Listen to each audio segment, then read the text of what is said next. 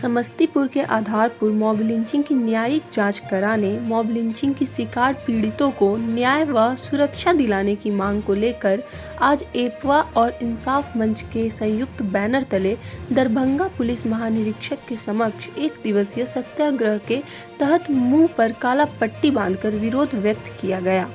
सत्याग्रह के दौरान इंसाफ मंच और एपवा के नेताओं व कार्यकर्ताओं ने जमकर नीतीश कुमार व दरभंगा आईजी के खिलाफ आक्रोशपूर्ण नारेबाजी कर बागी आधारपुर के मॉब लिंचिंग की शिकार पीड़ितों को न्याय दो की मांग कर रहे थे।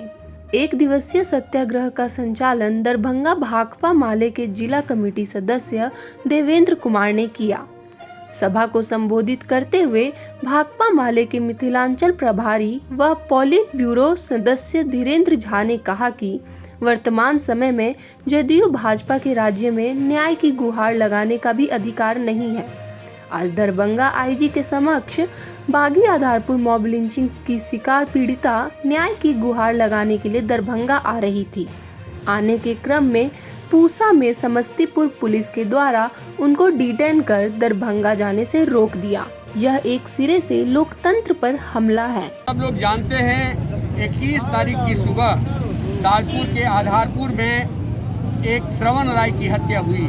हत्या वो जघन्य है और उस हत्या की हम निंदा करते हैं, लेकिन हत्या के बाद एक सांप्रदायिक उन्माद की ताकतों ने एक जबरदस्त उन्माद की ताकतों को संगठित करते हुए 3 घंटे तक पुलिस की मौजूदगी में वो आधारपुर के उस गांव में नंगा नाच होता रहा।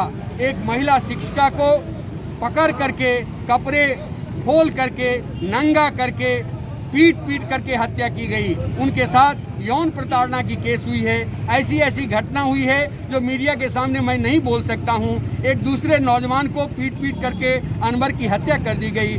3 लड़कियां जो पंजाब में इंजीनियरिंग कर रही है, उन लड़कियों को भी पकड़ करके कपड़े फाड़े गए, उनके साथ प्रताड़ना हुआ और उनको कमरे में बंद कर दिया गया। ये जो विभत्स दृश्य है, वीर हिंसा का जो विभत्स तस्वीर है, ये हमारे समाज को शर्मसार कर रहा है, हमारे लोकतंत्र को शर्मसार कर रहा है। और इसी के खिलाफ हम ये प्रतिवाद का कार्यक्रम हम लोगों ने यहाँ रखा था।